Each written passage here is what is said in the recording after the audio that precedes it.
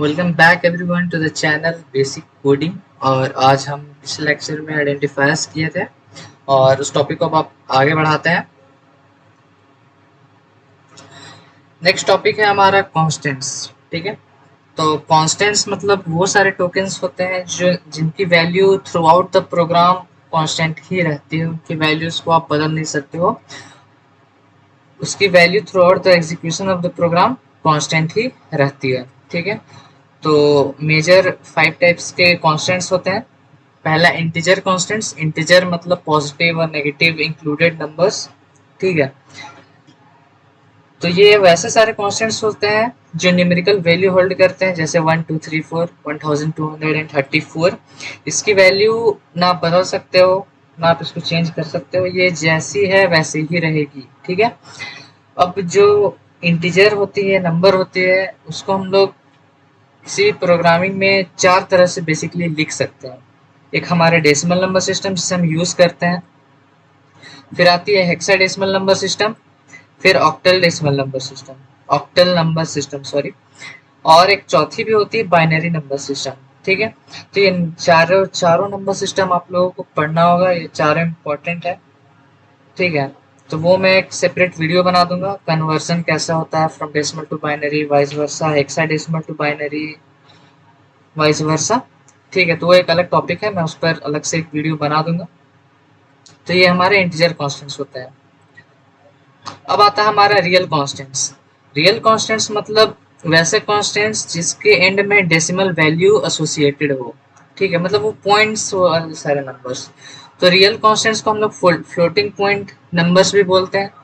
Example है 12.34, 34.00। अब ये जो है 3.34.00, ये भी एक फ्लोटिंग पॉइंट नंबर है, क्योंकि लास्ट में डेसिमल और फिर जीरोस एडेड है। ये मैटर नहीं करता है कि पीछे भाई जीरो से तो उसे इग्नोर कर दो, डेसिमल होना इंपॉर्टेंट है, उसके बाद डिजिट्स होने ही चाहिए वेदर इट बी जीरो। ठीक है, और ये भी हमारा डेसिमल नंबर सिस्टम है, मतलब फ्लोटिंग पॉइंट नंबर्स है। बिकॉज ये जो 1 2 3 4 E2 है, इसका मतलब होता है बेसिकली 12.34। ई डैश टू ये जो लिखा हुआ है, इसका मतलब है कि स्टार्टिंग से कितने नंबर बाद डेसिमल हमारा डेसिमल आता है। तो E2 लिखा हुआ है, इसका मतलब डेसिमल 2 और 3 के बीच में आने वाला है।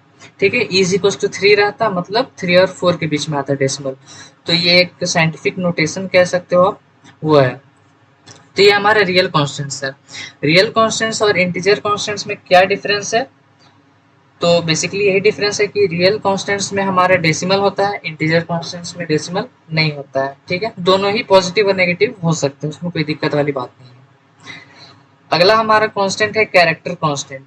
कैरेक्टर कांस्टेंट मतलब कोई ऐसा स्पेशल सिंबल या कैरेक्टर या अल्फाबेट, लेकिन सिर्फ एक सिंगल, जो इन्वर्टेड कॉमास के बीच में आता हो, हम लोग उसे कैरेक्टर कांस्टेंट्स बोलते हैं। ठीक है, any character stored within single inverted commas are called character constants. ठीक है, एनीथिंग, वो बीच में कुछ भी हो सकता है, वो सिंगल इन्वर्टेड कॉमा के बीच में आप कुछ भी डाल दो, कोई सा भी एक कैरेक्टर डाल दो, सिंगल कैरेक्टर हो, सिंगल कैरेक्टर ही रहना चाहिए, तो वो हमारा कैरेक्टर कांस्टेंट होता है। जैसे कि सिंगल इन्वर्टेड कॉमा के बीच में 5, तो ये हमारा कैरेक्टर कांस्टेंट है। 5.0 नहीं हो सकता, क्योंकि यहाँ 3 कैरेक्टर्स आ रहे हैं, 5 फिर एक डेसिमल फिर एक जीरो, तो ये नहीं हो सकता, सिर्फ एक ही आना चाहिए बीच में। ठीक है, अब कैरेक्टर कांस्टेंट्स की एक खासियत होती है कि हर एक जो भी कैरेक्टर कांस्टेंट होता है, जैसे आप capital A small A capital Z small Z 50 hashtag कुछ भी, एक बस एक सिंगल सा कैरेक्टर, तो उसके साथ एक आस्की कोड, मैंने आपको पहले भी आस्की कोड के बारे में कभी ना कभी ये मेंशन किया होगा। आस्की कोड एसोसिएटेड होता है, आस्की मतलब American standard code for information exchange. ये फिक्स रहता है, 5 के लिए एक पर्टिकुलर आस्की कोड फिक्स है, वो चेंज नहीं हो सकता। ठीक है, मैं आपको बाद में इस वीडियो के डिस्क्रिप्शन में, वीडियो में मैं आपको आस्की कोड की एक टेबल दे दूंगा, जिसमें आपको पता चलेगा कि हाँ भाई ये नंबर से ये आस्की कोड एसोसिएटेड होता है, और आपको वो याद करना होगा। बेसिकली मतलब कैपिटल ए से कैपिटल जेड का भी जो भी आस्की कोड होता है वो आपको याद करना होगा, स्मॉल ए टू जेड और 0 से 9। बाकी का आप याद रखो नहीं रखो कोई मैटर नहीं करता है, लेकिन अल्फाबेट्स का और डिजिट्स का ASCII कोड आपको याद रखना होगा। बस आप रेंज याद करना, जैसे कि कैपिटल ए तो कैपिटल जेड का ASCII कोड रेंज होता है 65 से लेके 90 तक, तो वैसे ही आपको सबका याद करना होगा। फिर आता है हमारा string constants. String constants basically क्या होते हैं, डबल इन्वर्टेड कॉमा के बीच में कितना भी कैरेक्टर आप डाल दो वो हमारा होता है स्ट्रिंग कॉन्स्टेंट्स। मतलब any set of characters stored with in double inverted commas is called string constants. देखिए आप यहाँ पर डबल इन्वर्टेड कॉमा के बीच में मैंने कुछ भी ऐसे रैंडमली कुछ भी टाइप कर दिया है, तो ये मेरा स्ट्रिंग कॉन्स्टेंट्स है। इसके बीच में डबल इन्वर्टेड कॉमा के बीच में कितना भी कैरेक्टर आ सकता है, एक से लेके इन्फिनाइट कितना भी आप डाल दो, ठीक है। तो ये हमारा स्ट्रिंग कॉन्स्टेंट्स होता है। अब कैरेक्टर और स्ट्रिंग कॉन्स्टेंट्स में बेसिकली यही डिफरेंस है कि character constants single inverted comma के बीच में सिंगल कैरेक्टर होता है, और string constants double inverted comma के बीच में बहुत सारा कैरेक्टर्स या फिर एक ही कैरेक्टर हो सकता है, ठीक है। अब बढ़ते हैं हमारे नेक्स्ट कॉन्स्टेंट्स की तरफ से, बैक स्लैश कॉन्स्टेंट्स, ठीक है। तो बैक स्लैश कॉन्स्टेंट्स क्या हो सकता है, बेसिकली एक स्लैश और उसके बाद कोई एक भी स्पेशल कैरेक्टर, ठीक है। क्या होता है बैक स्लैश कॉन्स्टेंट्स, एक बैक स्लैश रहना चाहिए स्टार्टिंग में और उसके बाद एक सिंगल कैरेक्टर, जैसे यहाँ पे back slash a, back slash b, back slash f, back slash single quote, back slash double quote, ठीक है। तो ये सब को हम लोग शॉर्ट में स्केप सीक्वेंस भी बोलते हैं। मतलब इसका एक कॉमन नाम है स्केप सीक्वेंस, क्योंकि ये शॉर्टकट टाइप का होता है। मतलब अगर आप कोई भी लाइन के बाद अगर आप स्लैश एन दे दोगे तो वो लाइन चेंज कर देगा, मतलब वो कर्सर को नेक्स्ट लाइन में ले आएगा, ठीक है। तो ये करता है ये, इसलिए हम लोग इसको स्केप सीक्वेंस बोलते हैं, क्योंकि शॉर्टकट होता है। मतलब आपको इसके लिए कुछ लंबा चौड़ा कोड नहीं लिखना है, बस एक स्लैश एन डाल दो, ये लाइन चेंज कर देगा, ठीक है। तो ऐसे ही इतने सारे स्केप सीक्वेंस होते हैं, इसे आप देख लो। अब बढ़ते हैं हमारे नेक्स्ट टॉपिक की तरफ, वेरिएबल्स। वेरिएबल्स क्या होते हैं, basically variables is a type of identifier. Identifier बहुत सारे होते हैं, वेरिएबल्स, फंक्शंस एटसेट्रा। तो वेरिएबल्स एक आइडेंटिफायर है। मतलब मैथ में जैसे होता है let the number be x, तो यहाँ भी वैसे ही कुछ होता है। हम लोग कोई एक वैल्यू स्टोर करने के लिए कोई सा भी एक वेरिएबल का नाम दे देते हैं, ठीक है। और वो वेरिएबल जैसा नाम है वेरिएबल, वैसे ही उसका काम भी है। वो प्रोग्राम के दौरान वो चेंज हो सकता है उसका वैल्यू, ठीक है, वो फिक्स नहीं रहता है। तो जो कॉन्स्टेंट्स होते हैं उनके वैल्यू तो जैसे फिक्स होते हैं, लेकिन वेरिएबल्स के वैल्यू वेरी कर सकते हैं थ्रू आउट द प्रोग्राम, ठीक है। मैंने आपको पिछले लेक्चर में भी बताया था कि वेरिएबल्स का नाम जो होता है वो मीनिंगफुल होना चाहिए, ठीक है, यूजर के लिए, ठीक है। तो मैं एक वेरिएबल्स बना के आपको दिखाता हूँ कोड में।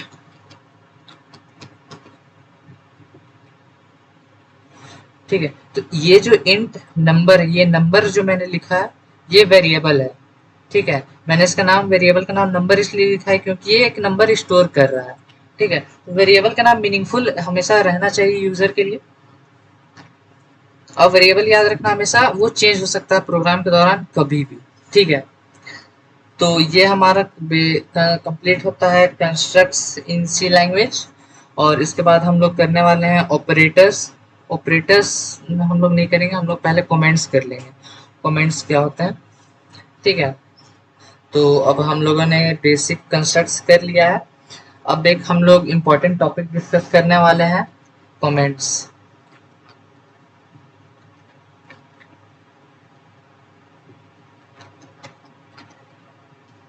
ठीक है। कमेंट्स बेसिकली क्या होते हैं कि ये सब नॉन एग्जीक्यूटेबल स्टेटमेंट्स होते हैं। मैं यहाँ पे लिख देता हूँ, comments are the non executable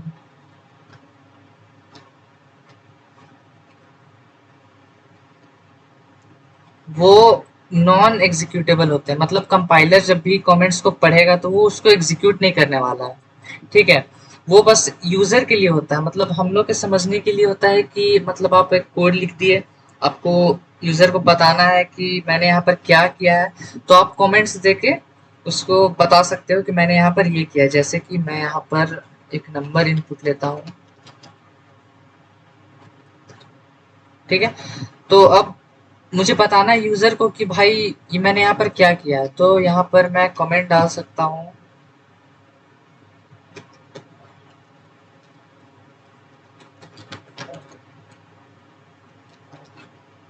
ठीक है। तो मैंने यहाँ पर एक कमेंट डाल दिया एक्सेप्टिंग अ नंबर, ठीक है। तो ये जो डबल स्लैश है वो कमेंट्स को लिखने के लिए काम आता है। तो कमेंट्स को लिखने के लिए दो, जैसे ये डबल स्पेस मैंने दिया है वैसे ही एक और होता है, विज,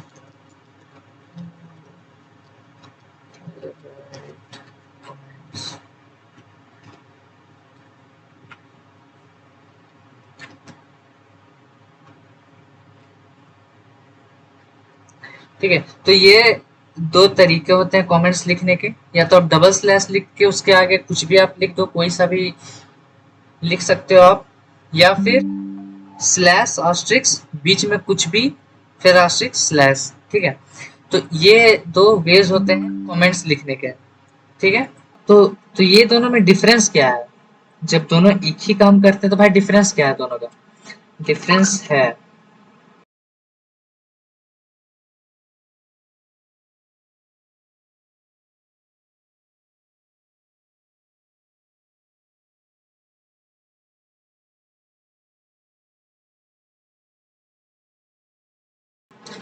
ठीक है। तो ये जो डबल स्लैश है उसके बाद आप सिर्फ एक ही लाइन लिख सकते हो। मतलब यहाँ पर अगर मैंने डबल स्लैश दिया तो मैं इसके बाद इतना ही, मतलब ये एंड तक कर्सर तक सिर्फ मैं लिख सकता हूँ। अगर उसके बाद अगर वो कुछ जाता है तो वो फिर उसके बाहर हो जाएगा, वो फिर एज अ कमेंट ट्रीट नहीं किया जाएगा। जैसे मैं यहाँ पे कुछ भी लिख के भर देता हूँ, ठीक है। देखो आप एक ही लाइन में प्रिंट करता ही जा रहा है, ठीक है। अगर मैं जैसे ही एंटर कर देता हूँ नेक्स्ट लाइन के लिए तो वो प्रोग्राम में आ जाता है। अब अगर मैं यहाँ पे कुछ लिखूंगा तो वो एरर दिखाएगा, ठीक है। ये रेड बन गया, मतलब ये एरर दिखा रहा है। तो आप समझ गए कि ये जो डबल स्लैश है वो सिर्फ एक ही लाइन में आप कमेंट लिख सकते हो। अगर आप एंटर करके नेक्स्ट लाइन में जाओगे तो बस वो कमेंट्स में काउंट नहीं होगा। लेकिन अगर आपको फिर से कमेंट लिखना है तो आप यहाँ पर आओ, फिर से डबल स्लैश दो और फिर कुछ भी लिख दो, ठीक है। तो ये होता है हमारा सिंगल, इसको हम लोग सिंगल लाइन कमेंट बोलते हैं,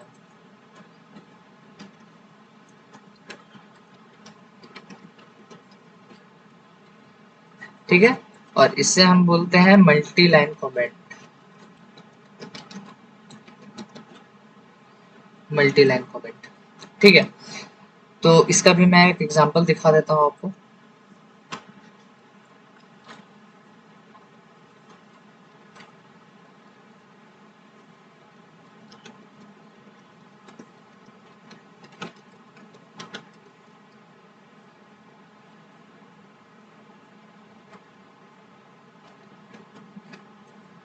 ठीक है। तो इसके बीच में जो भी लिखा गया है ये भी एक कमेंट है, ठीक है। इसके बीच में आप कुछ भी लिख सकते हो, यहाँ पर आप कुछ भी आर्बिट्रेरी टेक्स्ट भर सकते हो, ठीक है। आप जैसे ही एंटर करोगे फिर से आप लिखना स्टार्ट करो, देखो अभी भी ये ग्रे लाइन में है, मतलब अभी ये कमेंट ही चल रहा है हमारा, ठीक है। ये जो एक आस्ट्रिक्स है इसके बाद भी ये कमेंट ही चल रहा है। इसके बाद भी आप एंटर करके कुछ भी लिख सकते हो, फिर एंटर करके कुछ भी लिखो, फिर एंटर करके कुछ भी लिखो। तो ये सारा हमारा कमेंट्स में काउंट होता है, ये एग्जीक्यूट नहीं होता है प्रोग्राम में, ठीक है। अब एग्जीक्यूट नहीं होता, मैं आपको उसका भी प्रूफ दिखा देता हूँ,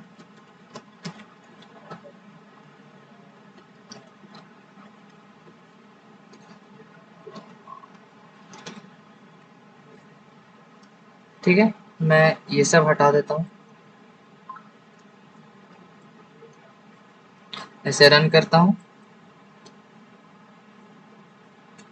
वन मुझे दे दिया, ठीक है।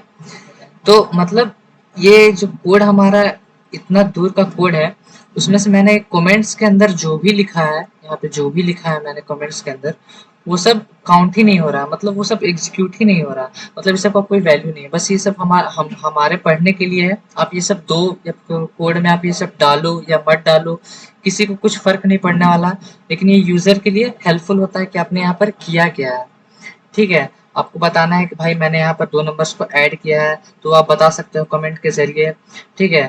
तो कमेंट्स वो काम करते हैं। कमेंट्स का ये फीचर है, ठीक है। तो अब आप मैं आपको एक ट्रिक बताता हूँ जिससे आप कोई भी स्टेटमेंट्स लिख के उसको कमेंट आउट इजीली कर सकते हो, ठीक है। बेसिकली एक शॉर्टकट होता है। तो मैं यहाँ पर जैसे कि लिख देता हूँ कमेंट हेयर, मैंने यहाँ पर कमेंट हेयर लिख दिया, ठीक है। अब आप इसको पूरे को आपको कमेंट आउट करना है। दो तरीके हैं, या तो आप यहाँ पर ऐसे ब्लैक स्लैश डाल दो, ठीक है, या तो फिर आपको अगर शॉर्टकट यूज करना बहुत ज्यादा पसंद है तो फिर आप कंट्रोल और बैक स्लैश डाल दो, ये कमेंट आउट हो गया, ठीक है। मैं यहाँ पर लिख देता हूँ कंट्रोल प्लस बैक स्लैश। तो इससे क्या होता है, हमारा शॉर्टकट होता है for commenting out a statement.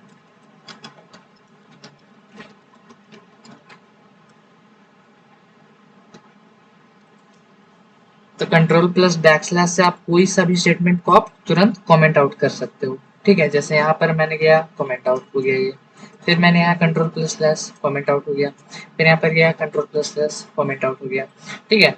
तो आप कोई सा भी स्टेटमेंट को आप कमेंट आउट कर सकते हो इजीली, ठीक है।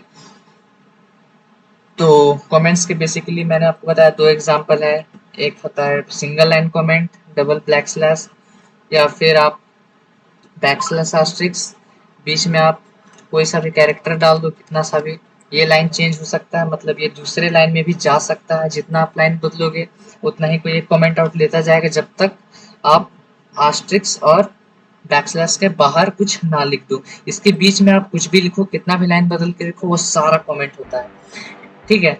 तो यहाँ पर हमारा कमेंट्स भी खत्म हो चुका है, और अगले लेक्चर में हम करने वाले हैं ऑपरेटर्स एंड डेटा टाइप्स। तो मिलते हैं आपसे नेक्स्ट वीडियो में। Till then keep learning, bye bye.